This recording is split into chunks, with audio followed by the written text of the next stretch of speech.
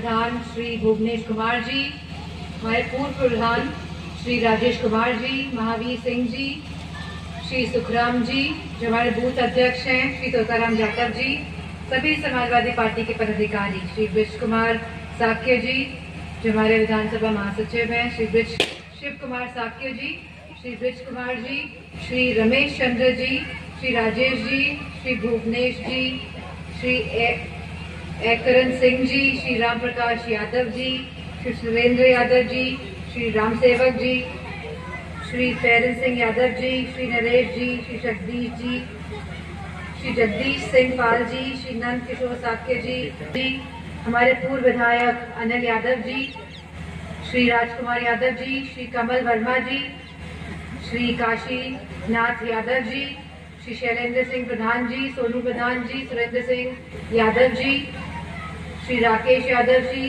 श्री उपदेश यादव जी, और आज सभी इस सभा में आए हुए सभी आदरणीय बुजुर्गजन, हमारी माताएं बहनें व हमारे युवा साथी।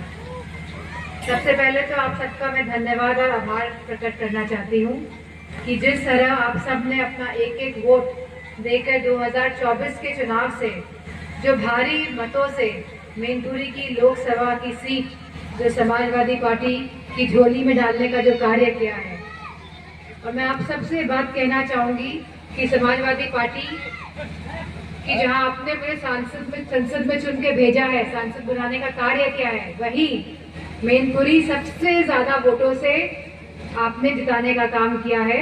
तो मैं आप सबको बहुत बहुत धन्यवाद और आभार प्रकट करती हूँ। आप सबने कन्नौज को भी पीछे छोड़ने का काम किया है, और पूरे उत्तर प्रदेश में जहाँ हम 37 सीटें जीत के आए हैं लोकसभा की, और 37 सीटों में भी मैनपुरी नंबर 1 पर रही है। तो मैं आपका बहुत बहुत धन्यवाद और आभार प्रकट करना चाहती हूँ।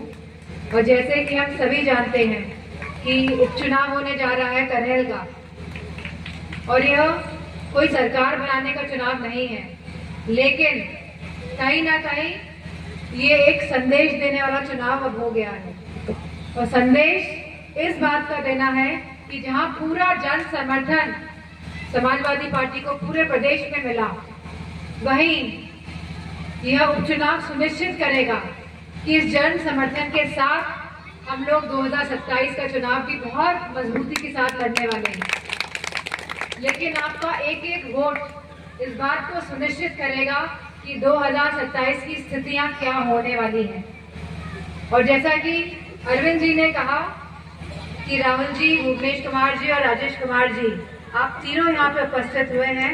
चाहे जो भी आपसी आपकी रंजिशें हो, लेकिन समाजवादी पार्टी के आप तीनों, कपिल राठौर जी भी, लेकिन समाजवादी पार्टी और पीडीए की विचारधारा, यानी कि जो हमारे राष्ट्रीय अध्यक्ष जी ने जो नारा दिया है, पिछड़ा, दलित और अल्पसंख्यक समाज सब एकजुट हो अपने सम्मान के लिए, तो जहाँ आप सब लोग एक होके आज यहाँ उपस्थित हैं, तो मैं आप सबका धन्यवाद और आभार प्रकट करना चाहूंगी। और मुझे पूरा भरोसा है कि ये भारतीय जनता पार्टी जो आज की परिस्थितियां हैं, जहाँ सरकार को लगभग 8 साल हो गए कि नहीं हो गए हैं, तो आज आप बताइए कि आसपास कोई भी सरकारी नौकरी लगी हो किसी के भी बच्चे की, किसी भी समाज के बच्चे की, आज बिजली की क्या समस्या है और क्या महंगी है, और प्रशासन की प्रताड़ना अलग से आप लोगों को झेलनी पड़ रही है कि नहीं पड़ रही है। और जैसा कि मुकुल जी ने कहा, आज खाद की क्या व्यवस्था है, काला बाजारी सरेआम हो रही है। और जब मैनपुरी जिले की ये स्थिति है जहाँ चुनाव है, तो बाकी जिलों की हम लोग कुछ बात कह ही नहीं सकते हैं। मैनपुरी की तो न्यूज भी आ गई है, चैनलों में न्यूज के माध्यम से लोगों को पूरे प्रदेश में पता चल गया है कि आज मैनपुरी की खाद की स्थिति क्या है, किस तरह काला बाजारी हो रही है। लेकिन और जिलों का तो कोई पता नहीं चल पा रहा है। हमारे किसानों की हालत आज बद से बदतर होती जा रही है। तो आज ये जो लड़ाई है, एक तरफ वो लोग हैं जो अन्याय करते हैं, जो विचारधाराओं को साधन नहीं बना रहे हैं, जो आपसी बंटवारा करके वोट हथियाना चाहते हैं, और एक तरफ विचारधारा की लड़ाई है, सिद्धांत की लड़ाई है, हमारे युवाओं के भविष्य की लड़ाई है, हमारे किसानों के भविष्य की लड़ाई है। और मुझे पूरा भरोसा है कि हम सब मिलकर इस लड़ाई में भारतीय जनता पार्टी को हराने का काम करेंगे।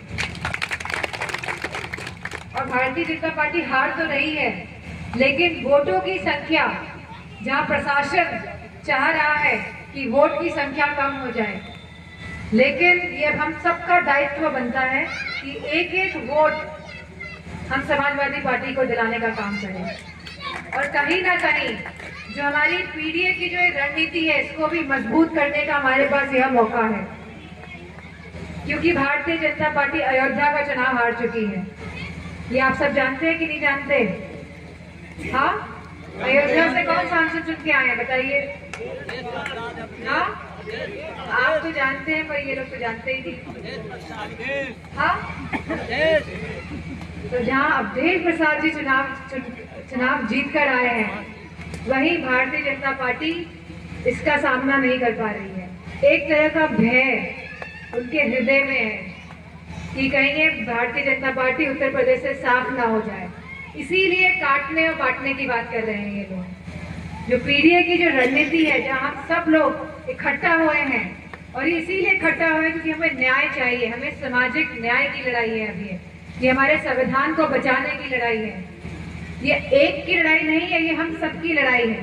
इसीलिए आज आप सब लोग एक साथ इधर उपस्थित हैं, और मुझे पूरा भरोसा है कि आने वाले 20 तारीख को आप सभी अपना एक एक वोट देंगे कि नहीं देंगे? समाजवादी पार्टी का आपने सभी हमेशा समर्थन किया है कि नहीं किया है? आप में से बहुत लोग नेताजी के भी साथी रहे हैं। नेताजी ने इस क्षेत्र को अपने खून पसीने से सींचा है, और जब जब मौका मिला है, समाजवादी पार्टी ने महिलाओं की सहायता करने का काम किया है। चाहे नेताजी ने कन्या विद्यादान दिया हो, चाहे लैपटॉप बचवाए हो हमने गांव-गांव, चाहे बेरोजगारी भत्ता दिया हो।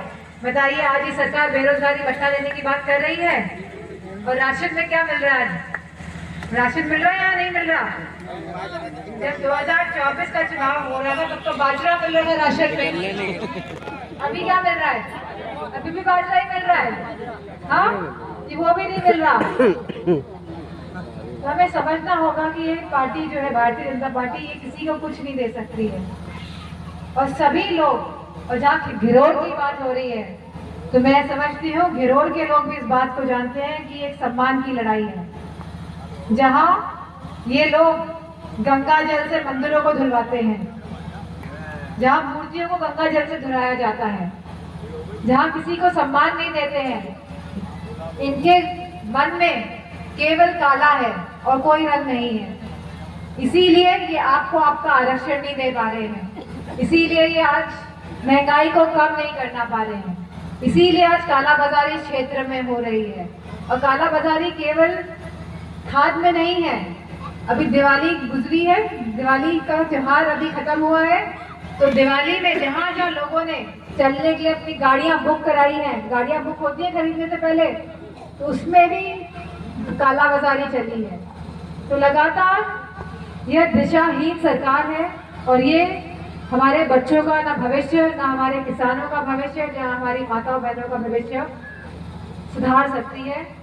तो मुझे पूरा यकीन है कि इस लड़ाई में, जो कहीं ना कहीं हम सबकी लड़ाई है, आप सब लोग अपना एक एक वोट देकर आने वाले 2027 के चुनाव को भी मजबूत करने का काम करेंगे।